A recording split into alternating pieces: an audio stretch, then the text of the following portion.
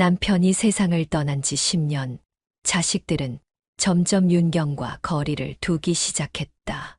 전화 한 통조차 드물게 걸어왔고, 대화는 늘 무미건조하게 끝났다. 몇 달 만에 아들이 전화를 걸어왔지만, 그의 말투는 분명히 귀찮아하는 기색을 담고 있었다. 엄마, 또 무슨 일이세요? 아, 건강은요? 잘 지내시죠? 제가 요즘 너무 바빠서 자주 못 들리네요. 나중에 시간 되면 찾아뵐게요. 그래. 알았다. 몸은 괜찮다. 내일 열심히 해라. 대화는 단 몇 분 만에 끝났다. 윤경은 아들이 자신을 걱정하기는커녕 형식적으로 의무를 다하려는 듯한 말투에 가슴이 아팠다. 딸의 태도는 더 심각했다. 간혹 전화를 걸어 안부를 묻는 척했지만 실상은 다른 목적이 있었다. 엄마, 혹시 요즘 돈 좀 모아둔 거 있어요? 제가 이번에 좀 필요한 일이 있어서요. 돈. 내가 힘들다니 마음이 아프구나. 그런데 나도 이제 여유가 없어서. 엄마는 집도 있으시잖아요. 그걸로 대출받아서라도 좀 도와주시면 안 돼요? 요즘 저 정말 힘들어요. 윤경은 더 이상 말을 잇지 못했다. 딸이 자신을 걱정하는 게 아니라 그저 재정적으로 의지하려는 모습에 깊은 상처를 받았다. 딸은 윤경의 대답에 냉소적으로 말하며 전화를 끊어버렸다. 아, 알겠어요. 됐어요. 나중에 다시 얘기해요. 자식들의 대화에서 더 이상 애정이나 존경을 느낄 수 없었다. 그들은 어릴 적 윤경이 헌신적으로 보살피던 자식들이 아니었다. 그들의 말과 태도에서 윤경을 부모로서가 아닌 마치 필요할 때만 찾는 부담스러운 존재로 여기는 느낌이 점점 짙어졌다. 윤경의 건강은 악화되었지만 자식들은 단 한 번도 찾아오지 않았다. 관절염과 허리 통증으로 인해 혼자 움직이는 일이 점점 어려워졌고 병원을 다녀오는 길도 고역이었다. 그녀는 외출 대신 창밖으로 거리의 풍경을 바라보며 하루를 보냈다. 그러나 자식들은 그런 어머니의 삶을 조금도 궁금해하지 않았다. 전화가 오는 날이면 윤경은 설레며 전화기를 들었다. 하지만 대부분은 짧은 대화 후에 끝나거나 아예 다른 목적으로 걸려온 전화였다. 엄마, 혹시 요즘 요양원 같은 데 알아보셨어요? 이제 혼자 계시는 건 좀 힘드실 것 같아서요. 내가 내 집에서 사는 게 더 편하다. 요양원은 아직 생각해 본 적 없구나. 그래도요. 저희가 바빠서 자주 못 들리잖아요. 혼자 계시다가 무슨 일 생기면 어쩌시려고요? 그들은 윤경의 입장은 전혀 고려하지 않았다.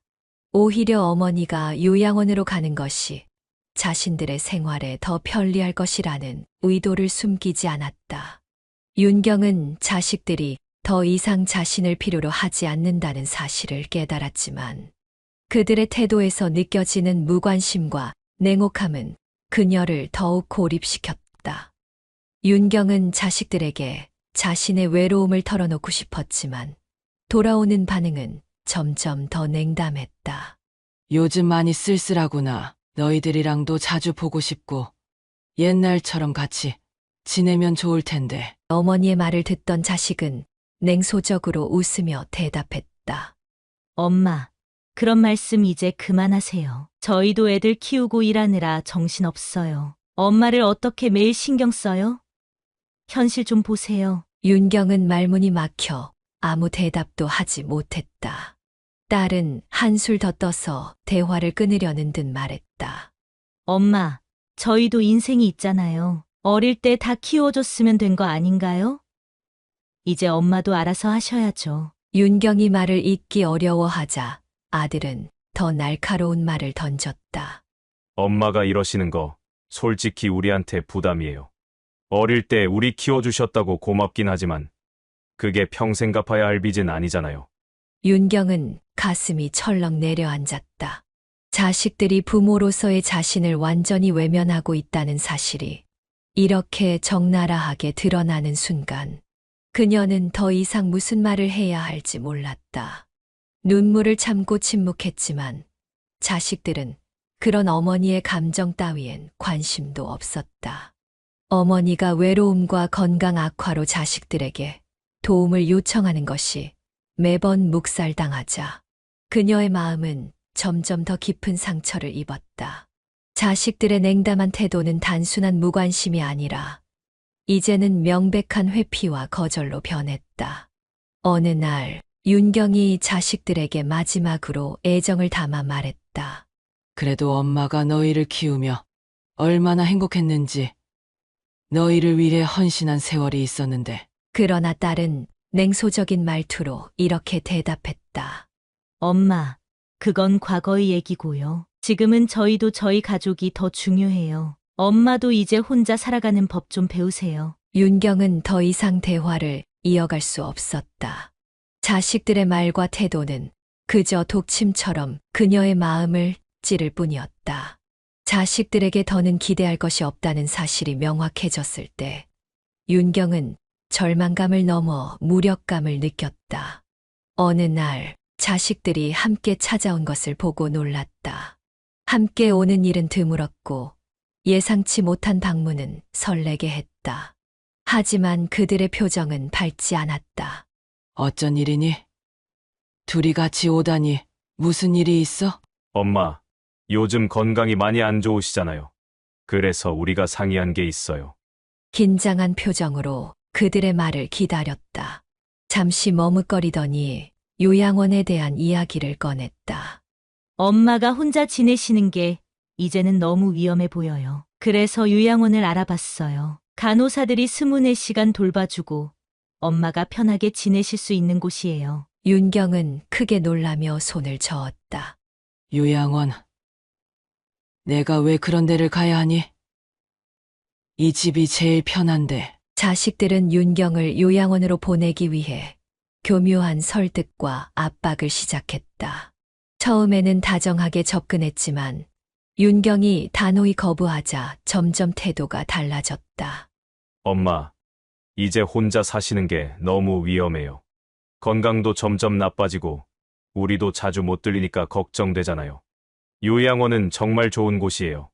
간호사들이 항상 엄마 옆에 있어줄 거고 프로그램도 많아서 심심할 일도 없어요. 윤경은 고개를 저으며 대답했다. 내가 왜 집을 떠나니? 너희 아버지랑 살았던 추억이 다 있는 집인데 여기서 떠나라고? 그런 말 하지 마라. 딸은 어머니의 반응에 얼굴을 찡그리며 말했다. 엄마, 솔직히 말씀드릴게요. 엄마 여기 혼자 계시는 게 저희한테도 너무 힘들어요. 자주 못 가서도 미안하지만 솔직히 부담이 너무 커요. 요양원에 가시면 저희도 더 마음이 편할 것 같아요. 윤경은 자식들이 자신을 진심으로 걱정해서 하는 말일 거라 믿고 싶었지만 그 말 속에 담긴 차가운 태도는 그녀의 마음을 깊이 아프게 했다. 그래도 난 이 집에서 더 살고 싶다. 여기가 편하구나. 아들은 설득을 이어갔다. 엄마, 집 문제는 걱정하지 마세요. 엄마 집은 그대로 두고 저희가 요양원비는 알아서 해결할게요. 엄마가 더 편하게 지내실 수 있도록 해드릴게요. 딸이 말을 덧붙이며 마치 최후 통첩을 하듯 말했다. 솔직히 엄마, 이 집도 너무 낡았잖아요. 언제까지 여기에 있을 수 있다고 생각하세요? 이제는 새 출발을 하셔야 할 때가 된 거예요. 윤경은 분명히 말했지만 자식들은 계속 같은 이야기를 반복했다. 엄마, 이건 엄마만 생각해서 하는 얘기예요. 우리도 엄마가 행복했으면 좋겠어요. 요양원에 가시면 훨씬 더 나아질 거예요.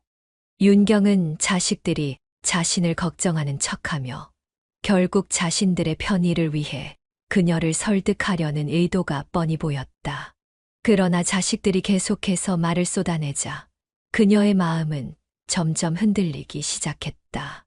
정말 너희 말대로 내가 거기서 더 행복할 수 있다면 가보는 건 생각해 볼게. 하지만 약속해라. 내 집은 절대 손대지 않겠다고. 나중에 다시 돌아올 수도 있으니 내 집은 그대로 두어야 한다. 자식들은 고개를 끄덕이며 미소를 지었다.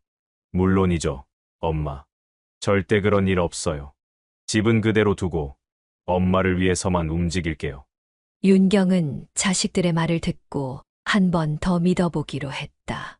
평생을 함께한 가족이니만큼 그들이 정말로 자신의 행복을 바라고 있다고 생각하고 싶었다. 그래. 너희들이 진심으로 나를 생각해서 하는 말이라면 믿어볼게. 하지만 집은 꼭 지켜야 한다는 걸 명심해라. 자식들이 고개를 끄덕이며 미소 짓는 모습을 보며 윤경은 한순간 마음이 놓이는 듯했다. 의심스러운 순간들도 있었지만 자식이라는 이유 하나만으로 믿음을 거두고 싶지는 않았다. 며칠 후 자식들과 함께 차를 타고 요양원으로 향했다. 차 안의 분위기는 어색했고 마음은 무거웠다. 차창 밖으로 스쳐 지나가는 풍경을 바라보며 자식들이 자신을 위해 최선을 다하고 있다고 믿고 싶었다. 도착한 요양원은 사진과는 다르게 삭막하고 차가운 느낌을 풍겼다. 텅 빈 방 안에서 낯선 침대와 가구를 보며 고개를 떨구었다. 자식들은 윤경의 짐을 요양원 방으로 옮긴 뒤 서둘러 떠날 준비를 했다. 엄마, 여기 정말 좋아요. 적응하시면 훨씬 편하실 거예요. 곧 또 올게요. 그러나 자식들의 표정에는 진심이 느껴지지 않았다. 윤경이 서운한 마음에 마지막으로 말했다. 꼭 자주 와야 한다. 엄마가 너희들 얼굴을 못 보면 너무 힘들 거야. 딸은 애써 미소를 지으며 대답했다. 그럼요, 엄마. 걱정 마세요. 하지만 자식들은 그 말을 하자마자 뒤돌아서 차에 올라타 버렸다. 창문 밖으로 멀어지는 자식들의 모습은 윤경에게 더 큰 외로움을 안겼다. 요양원의 첫날 밤, 윤경은 낯선 침대에 누워 깊은 한숨을 내쉬었다. 모든 것이 낯설고 차가웠다. 복도에서 들려오는 직원들의 발소리는 불편하게 그녀의 귀를 때렸고 새하얀 천장이 감옥처럼 느껴졌다. 내가 여길 왜 와야 했을까? 윤경은 끝없는 의문 속에서 잠을 이루지 못했다. 며칠 후 윤경은 요양원 직원들과의 대화에서 불편함을 느끼기 시작했다. 직원들은 친절한 듯 행동했지만 그녀를 억지로 입원실로 보내려는 의도를 숨기지 못했다. 어머님, 지금 방도 좋지만 건강 상태를 생각하면 입원실로 옮기시는 게 더 좋을 것 같아요. 거기는 간호사들이 항상 상주하고 계시니까요. 윤경은 단호히 대답했다. 난 괜찮아요. 여기서 지낼 수 있어요. 굳이 옮길 필요 없어요. 하지만 직원들은 매일같이 찾아와 같은 말을 반복했다. 입원실은 어머님께 더 안전한 환경이에요. 자녀분들도 이곳이 더 좋을 거라고 하셨어요. 윤경은 점점 더 불안감을 느꼈다. 자식들이 정말로 자신을 위해 이런 결정을 한 것인지 아니면 다른 속셈이 있는 것인지 의심이 들기 시작했다. 어느 날 윤경은 복도에서 직원들이 나누는 대화를 엿듣게 되었다. 그 방 말이야. 어르신 자녀분들이 요양원비를 점점 줄이고 있다던데. 이번에 입원실로 보내기로 한 거 맞지? 응, 맞아. 입원실로 옮기면 방이 비니까 더 비싼 요금을 내는 새 입주자를 받을 수 있을 거야. 자녀들도 이미 동의했대. 근데 그 어르신은 아직 모르시는 거지. 당연히 모르지. 어차피 자식들이 결정했다고 하면 따를 수밖에 없잖아. 윤경은 숨이 멎을 것 같았다. 자신이 사랑했던 자식들이 자신을 이렇게 철저히 돈 문제로만 계산하고 있다는 사실이 믿기지 않았다. 하지만 그녀는 아무 일도 없는 척 방으로 돌아왔다. 손이 떨리고 가슴이 두근거렸지만 애써 침착함을 유지하려 했다. 그날 저녁 요양원 간호사가 윤경의 방을 찾아왔다. 간호사는 서류를 들고 단호한 표정으로 말했다. 어머님, 자녀분들께서 상의하신 내용인데요. 건강 상태를 고려해서 입원실로 옮기시는 게 좋을 것 같아요. 입원실은 더 전문적인 관리를 받을 수 있는 곳이고 어머님께도 이점이 많습니다. 윤경은 분노를 억누르며 대답했다. 내가 여기에 들어올 때 자식들이 그런 이야기는 한 적이 없었어요. 난 지금 이 방에서 편히 지내고 있어요. 굳이 입원실로 옮길 필요가 없어요. 하지만 간호사는 미소를 지으며 말을 이어갔다.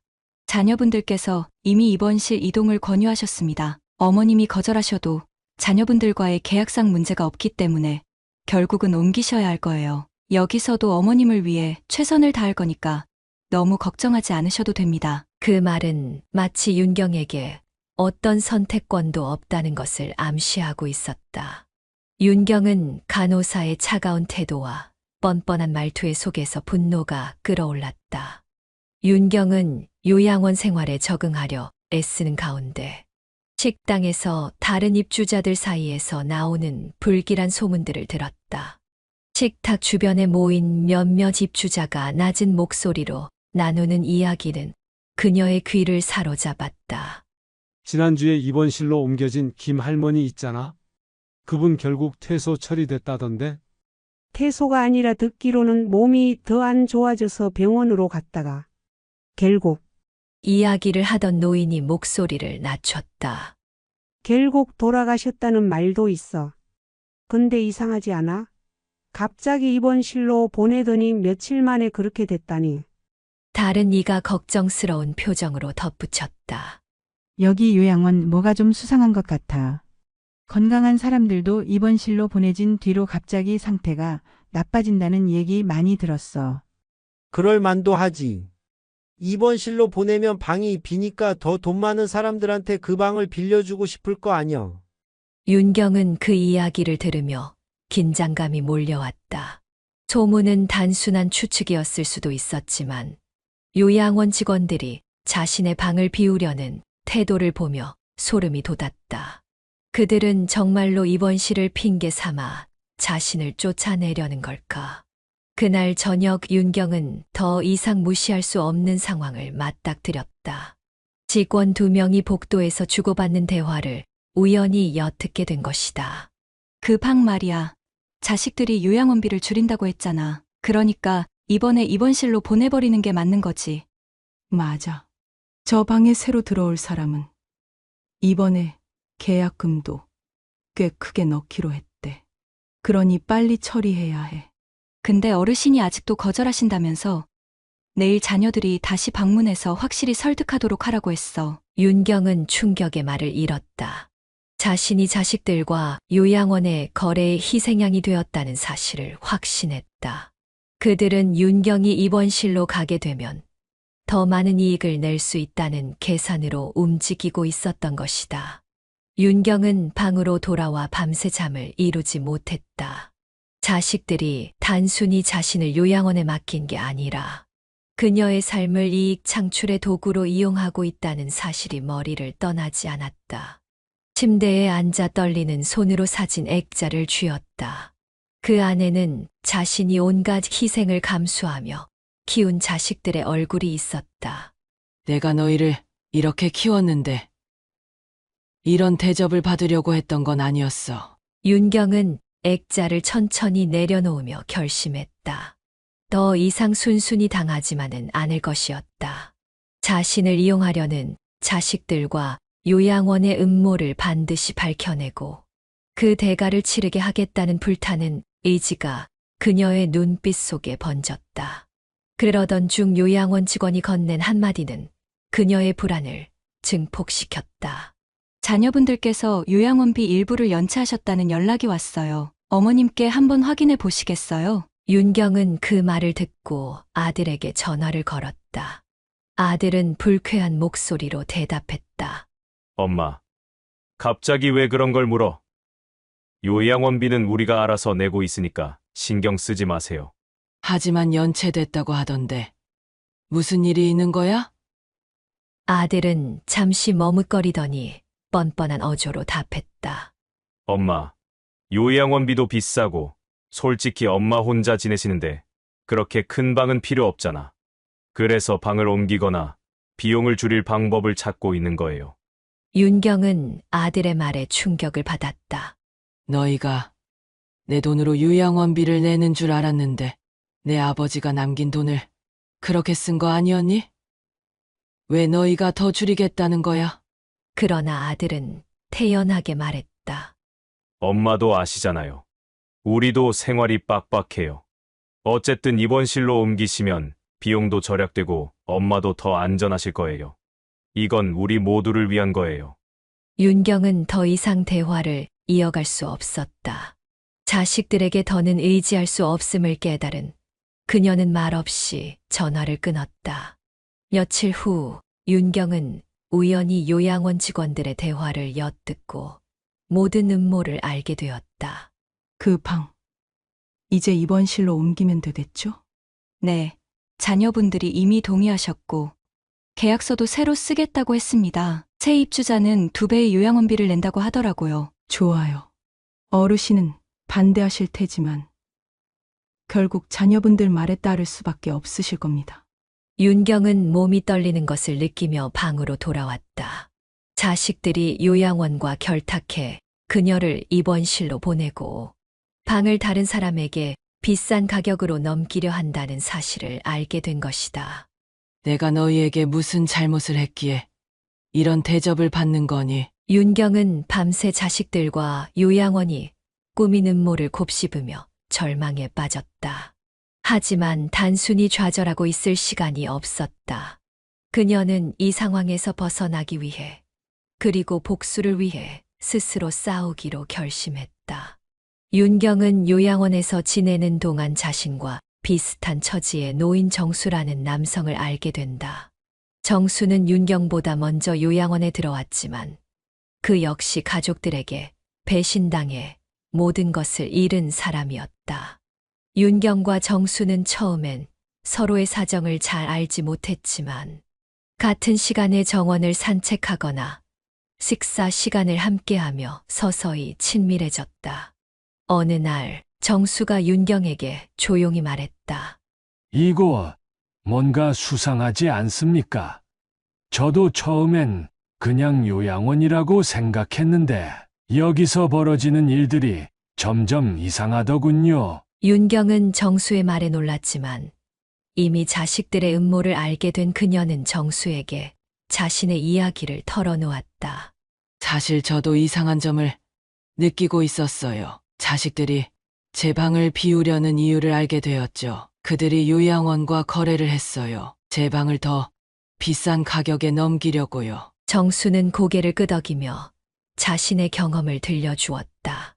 저도 처음엔 자식들이 저를 위해 이곳에 보냈다고 믿었어요. 하지만 나중에 보니 그들은 제 재산을 빼앗아 가려고 했더군요. 제 이름으로 된 부동산을 몰래 처분하고 결국 제가 여기로 밀려난 겁니다. 두 사람은 서로의 이야기를 들으며 자신들이 같은 운명에 처해 있다는 사실을 깨달았다. 정수는 단호히 말했다. 윤경 씨, 우리가 이대로 당할 순 없습니다. 요양원에서 벌어지는 일들을 밝혀내야 해요. 자식들이나 요양원이 더 이상 우리를 이용하지 못하도록요. 윤경은 정수의 말에 동의하며 그와 함께 문제를 해결하기 위한 계획을 세우기로 했다. 정수는 밤마다 요양원의 어두운 복도를 걸으며 관리실 주변을 은밀히 살폈다. 요양원의 관리실은 항상 잠겨 있었지만 밤마다 직원들이 교대하는 시간대를 유심히 관찰한 결과 교대 직후 잠시 문이 열려 있는 순간이 있다는 것을 알게 되었다. 어느 날 밤 정수는 관리실 문이 살짝 열린 틈을 이용해 안으로 들어갔다. 그는 선반 위에 정리된 두꺼운 파일들 사이에서 자신의 이름과 윤경의 이름이 적힌 서류를 발견했다. 서류에는 현재 방의 입주 계약 변경, 예정이라는 문구와 함께 새로운 입주자의 정보와 계약 금액이 적혀 있었다. 윤경의 방은 기존 요양원비의 2배에 달하는 금액으로 새롭게 계약될 예정이었다. 정수는 서류를 몰래 사진으로 찍고 원래 자리에 돌려놓으며 관리실을 빠져나왔다. 방으로 돌아온 그는 윤경에게 서류 내용을 보여주며 말했다. 이것 보세요. 당신의 방이 이미 다른 사람에게 넘겨질 준비가 다 되어 있습니다. 계약서에는 당신의 자녀들이 동의했다는 내용까지 포함되어 있군요. 윤경은 서류 내용을 확인하며 손을 떨었다. 정말 자식들이 나를 이렇게 철저히 배신했단 말이에요? 이건 그냥 돈벌이에 지나지 않네요. 윤경은 정수와 함께 요양원 직원들의 일상적인 대화를 엿들으며 추가적인 정보를 모았다. 정수는 직원들이 자주 담배를 피우는 뒷마당의 벤치를 관찰 장소로 삼았다. 어느 날 윤경과 정수는 직원 2명이 담배를 피우며 나누는 대화를 들었다. 이제 곧 그 방도 비워지겠지. 자녀들이 워낙 강하게 요구했잖아. 맞아. 그리고 그 방세 입주자는 꽤 괜찮은 금액을 낸다고 하더라. 이건 원장님도 대박이라고 하시던데. 어르신이 반대하면 어쩌지? 반대? 그런 건 상관없어. 자녀들이 동의했으면 끝이야. 어차피 본인들은 선택권이 없잖아. 윤경은 대화를 엿듣는 동안 손을 꽉 쥐었다. 이건 범죄예요. 자식들이나 요양원 모두 나를 협박하고 있었던 거예요. 정수는 그녀의 어깨를 다독이며 말했다. 맞아요. 하지만 우리가 이 대화를 녹음했으니 이제 그들에게 반격할 수 있습니다. 정수는 휴대폰 녹음 기능을 활용해 대화 내용을 철저히 기록해 두었다. 윤경과 정수는 다른 입주자들에게도 자신들의 상황을 슬쩍 이야기하며 요양원에서 벌어진 비슷한 사례가 있는지 물었다. 그 과정에서 한 노부인은 자신 역시 비슷한 일을 겪었다고 털어놓았다. 저도 자식들이 갑자기 저를 입원실로 보내야 한다고 했어요. 이상한 점은 자식들이 한 번도 저를 방문하지 않았는데도 요양원에서는 자식들이 요청했다고 하더군요. 혹시 방 계약이나 요양원비에 관한 이야기를 들으신 적 있나요? 글쎄요, 근데 요양원비가 많이 올랐다고 들었어요. 원장님이 새 입주자들한테 받는 돈이 높아져서 그렇다더군요. 윤경과 정수는 노부인의 말을 통해 요양원에서 자주 벌어지는 패턴을 깨달았다. 자식들의 요청을 빌미로 노인들을 입원실로 보내고 방을 더 높은 금액에 새로운 입주자들에게 계약하는 것이 요양원의 수익 모델이었다. 정수는 요양원에서 오래 일해온 직원 중 한 명인 간호사 수진에게 접근하기로 했다. 수진은 다른 직원들보다 비교적 친절했고 입주자들에게 따뜻하게 대하는 태도로 유명했다. 정수는 수진이 신뢰할 만하다는 판단하에 그녀에게 조심스럽게 말했다. 수진 씨, 제가 부탁 하나만 드리고 싶어요. 저희 방과 관련된 계약서나 CCTV 기록을 확인해 주실 수 있나요? 뭔가 이상한 일이 벌어지고 있는 것 같아서요. 처음에 수진은 당황한 듯 했지만 정수와 윤경의 이야기를 들은 후 고민 끝에 동의했다. 사실 저도 요양원에서 이상한 점을 느꼈어요. 입원실로 옮기라는 요청이 갑작스럽게 오는 경우가 많았거든요. 알겠습니다. 제가 조용히 알아볼게요. 수진은 며칠간 비밀스럽게 자료를 확인한 뒤 계약서와 관련된 요양원의 내부 메모를 가져왔다. 또한 CCTV 기록은 요양원의 외부 보안팀이 관리하지만 그녀는 당시의 방문 기록이 없다는 사실을 직원들 사이의 대화를 통해 확인했다. 그 날짜에 자녀분들이 요양원을 방문했다는 기록은 없어요. 계약서도 자녀분들이 직접 작성한 게 아니라는 정황이 드러났습니다. 수진의 도움으로 윤경과 정수는 중요한 단서를 확보할 수 있었다. 윤경은 고맙다는 말과 함께 눈물을 흘렸다. 정말 감사해요. 수진 씨, 당신 같은 분이 없었다면 우린 아무것도 할 수 없었을 거예요. 윤경과 정수는 확보한 증거를 정리했다. 요양원 계약서, 직원들의 대화 녹음, CCTV 영상 등 모든 자료가 자식들과 요양원의 음모를 입증하고 있었다. 윤경은 다짐했다. 이제 더 이상 당하고만 있지 않을 거예요. 자식들이나 요양원이 벌인 짓을 세상에 밝힐 거예요. 정수는 그녀의 손을 잡으며 말했다. 우리 함께 싸웁시다. 그들이 벌인 짓을 똑똑히 보여줘야 해요. 윤경과 정수는 모은 증거들을 가지고 요양원의 비리를 세상에 알리기로 결심했다. 정수는 지역의 작은 신문사와 연계된 기자를 알고 있었다.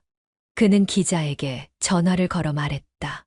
제가 요양원에서 벌어지고 있는 심각한 비리를 폭로하려고 합니다. 여기에 자녀들과 요양원이 공모해 노인들의 재산을 갈취하는 증거가 있어요. 기자는 처음엔 망설였지만 정수가 보여준 계약서 사진과 녹음, 파일, 수진이 제공한 내부 문서를 확인하고는 사건의 심각성을 깨달았다. 이건 대중이 반드시 알아야 할 내용입니다. 곧바로 취재를 시작하겠습니다. 기자는 윤경과 정수의 동의를 받아 이 사건을 다룬 기사를 준비했다. 기사에는 요양원의 비리와 자식들이 협조한 행태를 고발하는 내용이 포함되었다. 윤경은 기자에게 마지막으로 말했다. 제 이름을 공개해도 괜찮아요. 이건 단지 저만의 문제가 아니라 많은 사람들이 당할 수 있는 일이니까요. 기사 발행 후 요양원은 큰 충격에 빠졌다. 사건은 빠르게 지역 커뮤니티와 언론에서 확산되었고 요양원 입주자들의 가족들이 항해 전화를 걸어오며 비난이 쏟아졌다. 원장은 긴급히 직원들을 모아 대책 회의를 열었고 대화는 혼란과 분노로 가득 찼다. 이제 어쩔 겁니까? 입주자들이 대거 이탈하면 우리 요양원은 끝장입니다. 우선 문제가 된 방의 CCTV를 지우고 기록을 조작해야 합니다.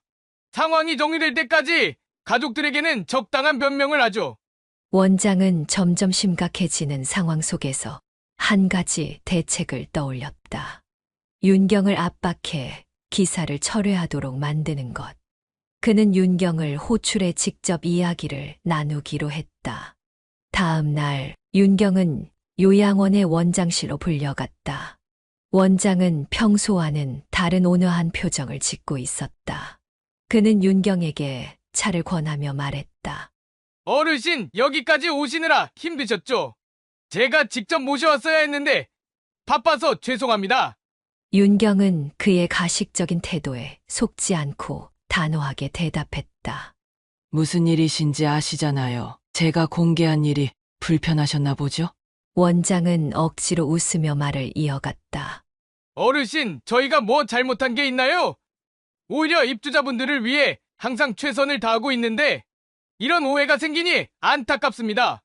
윤경은 그를 날카로운 눈빛으로 응시하며 말했다. 오해라니요? 내 재산을 뺏으려고 한 건 사실 아닌가요? 계약서도 조작했잖아요. 원장은 순간적으로 미소를 거두며 목소리를 낮췄다. 저희 입주자분들은 다들 건강과 안락을 위해 요양원에 오시는 겁니다. 어르신도 여기서 오래 계셨으니 아시잖아요. 그런데 이렇게 저희를 공격하면 어르신에게도 좋을 건 없을 겁니다. 윤경은 그의 말이 협박이라는 것을 깨달았지만 흔들리지 않았다. 좋을 게 없다고요? 그러면 당신들은 어쩔 건데요? 원장은 차가운 표정을 지으며 말했다. 어르신이 그 기사를 철회하면 저희는 입원실로 보내겠다는 요청을 당장 취소하겠습니다. 게다가 다른 입주자분들께도 더 나은 환경을 제공할 수 있도록 조치를 취할 겁니다. 윤경은 그의 말을 듣고 비웃으며 대답했다. 철회요? 그게 당신들이 내놓을 대책입니까? 이미 많은 사람들이 진실을 알았어요. 당신들이 아무리 입을 막으려 해도 소용없어요. 원장은 이제 완전히 태도를 바꿨다. 그는 윤경에게 직접적으로 위협을 가하기 시작했다. 어르신, 이걸 모르시나 본데 요양원의 기록과 CCTV는 저희가 관리합니다. 만약 여기서 더 소란을 피우시면 다른 입주자들과 가족들에게 어르신이 요양원의 규칙을 위반했다고 알릴 겁니다. 그런 소문이 퍼지면 어르신 입장이 곤란해질 수도 있어요. 윤경은 더 이상 참을 수 없었다. 그녀는 자리에서 벌떡 일어나 원장을 향해 말했다. 규칙을 어겼다고요? 그렇게 나올 줄 알았어요. 그래서 제가 준비한 게 있습니다. 그녀는 정수와 함께 준비한 녹음기를 꺼내 테이블 위에 올려놓았다. 원장은 그 순간 얼어붙었다. 윤경은 미소를 지으며 말했다. 이 안에 당신들이 계약서를 위조한 증거가 들어있어요. 그리고 입주자들의 재산을 착취하려던 이야기도 녹음되어 있죠. 이제 경찰이 들으면 알겠네요. 원장은 얼굴이 창백해지며 황급히 태도를 바꾸려 했다. 어르신, 그건 오해입니다. 혹시 제가 잘못 말씀드렸다면 죄송합니다. 우리가 잘못했다는 증거가 없을 수도 있지 않습니까? 윤경은 비웃으며 말했다. 그걸 경찰이 확인하게 할게요. 더 이상 당신들과 대화할 필요가 없겠네요. 윤경은 원장의 사무실을 떠나며 마음속으로 다짐했다. 이제 모든 걸 끝내야 해. 이곳에서 내가 겪은 고통을 똑같이 돌려줄 거야. 이후 그녀는 정수와 함께 모은 자료들을 경찰과 기자에게 모두 넘겼다. 요양원 내부 직원들의 증언까지 더해지면서 요양원의 비리와 악행이 명백히 드러났다. 원장과 고위 직원들은 언론의 비난을 피할 수 없었고 내부 조사가 시작되었다. 윤경이 언론을 통해 요양원의 비리와 자식들의 공모를 폭로한 기사가 발행된 뒤 자식들은 거센 비난에 휩싸였다. 직장 동료들과 주변 사람들이 기사를 읽고 수군거렸고 소셜미디어에는 불효자라는 댓글이 쏟아졌다. 그런 상황에서도 자식들은 자신들의 잘못을 인정하지 않고 오히려 어머니를 원망하기 시작했다. 아들은 윤경에게 전화를 걸어 격앙된 목소리로 말했다. 엄마, 대체 왜 이러세요? 이런 식으로 우리를 망신 주면 어떻게 해요? 사람들이 다 저희를 뭐라고 하는지 아세요? 윤경은 차분히 대답했다. 내가 망신을 준 게 아니야. 내가 한 행동이 세상에 드러난 것뿐이야. 아들은 도무지 이해할 수 없다는 듯 화를 냈다. 우린 엄마를 위해서 최선을 다했다고요. 요양원도 엄마 건강을 위해 알아본 건데 왜 이렇게 뒤통수를 치세요? 윤경은 깊은 한숨을 내쉬며 말했다. 건강을 위해서 너희가 내 재산을 팔아먹으려 했던 거 아니었니? 내가 바보 같아서 다 속아 넘어갈 줄 알았니? 윤경의 폭로로 인해 자식들 간에도 갈등이 발생했다. 딸은 형에게 화를 내며 말했다. 그러니까 처음부터 조심했어야지. 왜 그런 허술한 계약서를 준비해서 이런 사단이 나게 만들어? 아들은 답답하다는 듯 반박했다. 내가 그럴 줄 알았어. 엄마가 이렇게까지 할 줄 누가 알았냐고. 딸은 눈을 부릅뜨며 소리쳤다. 결국 오빠 때문에 우리 인생이 망가졌잖아. 사람들한테 불효자 소리 듣고 얼굴을 들고 다닐 수가 없어. 그들의 대화는 비난과 책임 전가로 점철되어 있었다. 그러나 서로를 탓하는 와중에도 그들은 자신들의 행동이 잘못되었다는 사실은 인정하지 않았다. 몇 차례 다툰 후 자식들은 전략을 바꿔 윤경을 회유하기로 했다. 둘은 요양원을 직접 방문해 윤경을 만났다. 딸은 억지로 눈물을 짜며 말했다. 엄마, 우리가 다 잘못했어요. 기사 때문에 우리가 얼마나 힘든지 아세요? 이제 우리도 다 끝난 것 같아요. 아들도 덩달아 고개를 끄덕이며 말했다. 엄마, 제발 기사를 철회해 주세요. 우리가 잘못했으니까 이대로 끝내자고요. 윤경은 그들의 가식적인 태도를 단번에 알아챘다. 그녀는 차가운 눈빛으로 대답했다. 내가 잘못했다고? 정말 그렇게 생각한다면 내 재산을 가져간 것부터 돌려줘. 그리고 진심으로 사과라도 해봐. 그러나 자식들은 돌려줄 재산이 없다는 핑계를 댔다. 딸은 다급히 말했다. 엄마, 그 돈은 이미 요양원비로 다 썼어요. 지금 우리도 여유가 없어요. 윤경은 그들의 뻔뻔함에 더 이상 참지 못하고 자리에서 일어섰다. 여유가 없다고? 너희가 그 돈으로 뭘 했는지 내가 몰랐을 줄 아니? 더 이상 내 앞에 나타나지 마! 내가 너희 같은 자식들을 믿었던 게 내 인생 최대의 실수야. 어머니의 단호한 태도에 자식들은 더 이상 말을 잇지 못했다. 결국 그들은 서로를 원망하며 요양원을 떠났다. 아들은 마지막으로 말했다. 좋아요, 엄마. 우리도 더 이상 신경 쓰지 않을게요. 엄마가 그렇게 하고 싶다면 알아서 하세요. 딸은 문을 나서며 어머니를 돌아보지도 않았다. 그들의 모습은 그저 비겁함과 무책임함 그 자체였다. 윤경은 자식들의 뒷모습을 보며 눈물을 삼켰다. 그러나 그녀는 마음속으로 결심했다.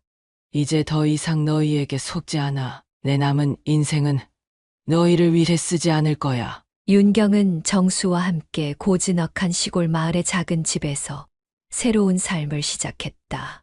주변은 푸른 산과 맑은 개울로 둘러싸여 있었고, 작은 텃밭에서는 계절마다 다양한 채소가 자라고 있었다. 그녀는 아침마다 새소리를 들으며 눈을 떴고, 정수와 함께 차를 마시며 하루를 시작했다. 윤경은 마당에 심은 꽃들을 가꾸며 말했다. 이제는 내가 정말로 행복을 느낄 수 있는 곳이 생긴 것 같아. 정수는 그녀의 옆에서 미소를 지으며 대답했다. 경선 씨, 이곳은 당신이 이뤄낸 자유와 평화의 공간이에요. 당신은 그럴 자격이 충분해요. 윤경은 자신이 겪었던 고통을 단순히 잊어버리지 않고 같은 고통을 겪는 사람들을 돕기로 결심했다. 그녀는 정수와 함께 요양원 피해자들을 위한 지원단체를 설립했다. 이 단체는 법률 상담부터 재산 보호, 요양원 선택에 대한 조언까지 다양한 도움을 제공하며 빠르게 성장했다. 그녀는 단체의 첫 회의에서 말했다. 우리는 어르신들이 더 이상 소외되고 착취당하지 않도록 싸울 겁니다. 제가 했던 선택이 많은 분들에게 희망이 되었으면 좋겠어요. 이 단체는 윤경의 이름과 함께 사회적으로 큰 반향을 일으켰고, 그녀의 이야기는 언론에서도 널리 소개되었다.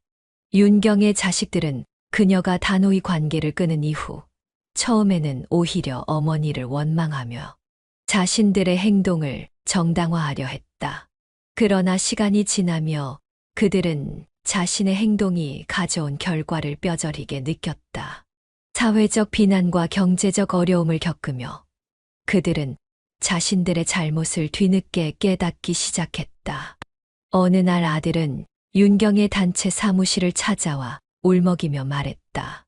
엄마, 제가 너무 늦었죠.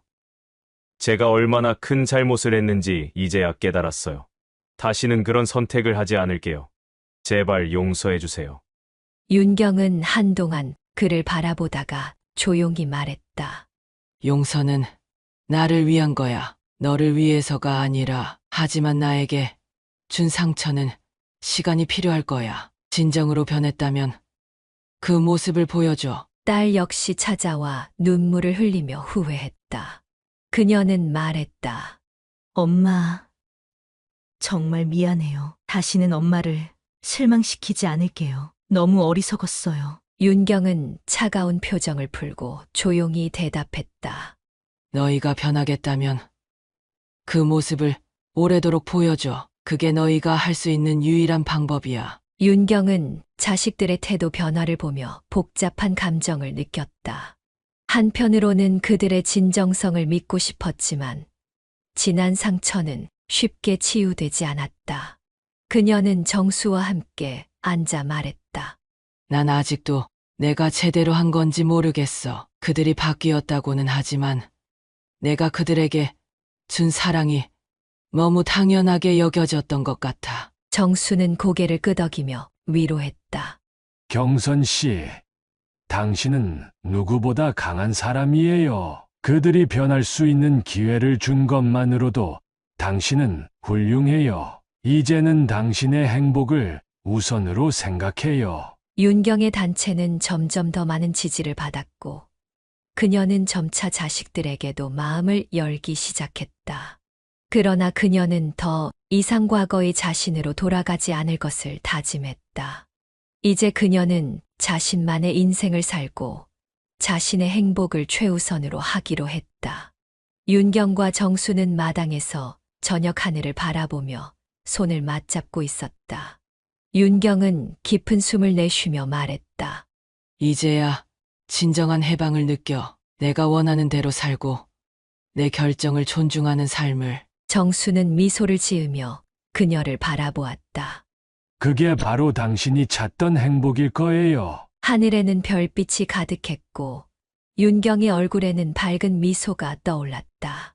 그녀의 삶은 고통과 상처로 시작되었지만 결국 그녀는 진정한 자유와 행복을 찾아냈다.